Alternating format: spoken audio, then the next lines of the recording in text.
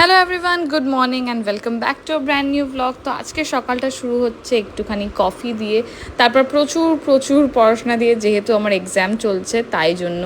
তো তোমরা আগের দিন আমার ব্লগে অনেকেই কমেন্ট করেছো আমার হ্যান্ডরাইটিং নাকি ভীষণ সুন্দর, আমার হ্যান্ডরাইটিং দেখবে বলে। তো সেই জন্য আমি একটু প্রপার করে আমার হ্যান্ডরাইটিংয়ের ভিডিও করে তোমাদেরকে দেখাচ্ছি। বাই দ্য ওয়ে, সত্যি আমার হ্যান্ডরাইটিং সুন্দর, এটা আমিও জানি, কারণ আমি ওয়েস্ট বেঙ্গলে 2016 স্টেট লেভেল চ্যাম্পিয়ন ছিলাম হ্যান্ডরাইটিংয়ে। বাট তারপরে পড়াশোনা করে দুপুরের খাওয়া দাওয়া করে আমরা ভাবলাম কি একটুখানি রেডি হয়ে একটুখানি মুভি দেখতে যাই। তো রেডি হওয়া সবার আগেই শুরু করে দিলাম মেকআপ দিয়ে। সো মেকআপ করে আজকে আমার ভীষণ অ্যাকচুয়ালি নাচতে ইচ্ছা করছিলো, কারণ ওয়েদারটা দুর্দান্ত ছিল, মানে অসাধারণ একটা ওয়েদার ছিল। সেই জন্য আমি ভাবলাম কি একটু নেচে কুদে সব কিছু করে নিই। সো মেকআপটা করে নেওয়ার পরে আমি তোমরা কিছুদিন আগেই দেখেছো আমি লুমোরা বলে একটি দোকান থেকে প্রচুর সালোয়ার কিনেছি। তার মধ্যে দুটো আমি আজকে পরবো বলে ভেবেছি। এবার কোনটা পরবো ডিসাইড করতে পারছি না, মানে আমি এই ইয়েলো পিসটা পরবো নাকি আরেকটা যেটা আমি স্লিভলেস মতন কিনেছিলাম রেড কালারের সেই পিসটা পরবো।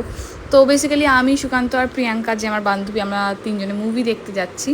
আর এই দেখো, এই ইয়েলো সালোয়ার পিসটা কি ভালো লাগছিল। আমার তো মনে হচ্ছিলো কি আমি মুভি দেখার জন্য বড্ড ওভার ড্রেসড হয়ে গেছি, কিন্তু অ্যাকচুয়ালি ভীষণই ভালো লাগছিলো দেখতে এবং ভীষণ কমফোর্টেবল। সামারের জন্য তো একদম বেস্ট এই মাল কটনের সালোয়ারগুলো। আর এগুলো খুবই রিজনেবল প্রাইসে। তোমরা চাইলে লুমোরা বাগুইহাটিতে আছে, গিয়ে ভিজিটও করতে পারো, বা অনলাইনেও ওদের পেজ আছে, সেখান থেকেও তোমরা চাইলে অর্ডার করতে পারো।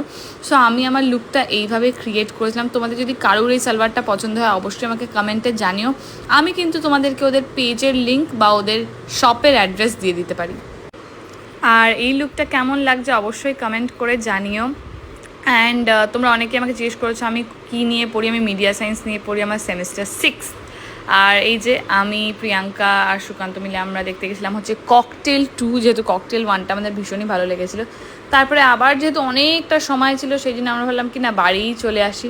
তারপরে বাড়ি চলে এসে আজকে যেহেতু বললাম ওয়েদারটা ভীষণ ভীষণ ভালো ছিল, তো সেই জন্য আমি, সুকান্ত, মিনতি সবাই গান চালিয়ে উদম নাচছিলাম, মানে ভীষণ ভীষণ ভালো লাগছিলো। আজকে মুডটা একদম ফ্রেশ করে দেওয়া একটা ওয়েদার ছিল।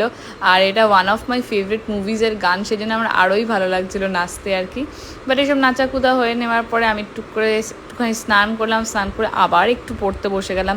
কারণ সুকান্ত কিন্তু আমাকে সারাক্ষণ প্রেশারাইজ করছে, কিন্তু পড়তে হবে, তুই পড়াশোনা কর। যেখানে আমার পড়াশোনা সারাক্ষণ বসে করতে একদমই ভালো লাগে না, কারণ আমার পড়াশোনাটা আমি স্ক্রিপ্টের মতন দেখি অনেকটা। কারণ আমি স্ক্রিপ্ট যে হয় মুখস্থ করি ফ্লোরে 5 মিনিট যাওয়ার আগে, আমি তো সেরকমই ভাবি কি না আমি এটাও তাড়াতাড়ি করে মুখস্থ করে নেব। সো তারপরে আমি আর সুকান্ত ভাবলাম কি আজকে একটুখানি মুডটা ফ্রেশ করার জন্য, যেহেতু ওয়েদারটাও এত ভালো, আমরা ডিনারে চলে যাই।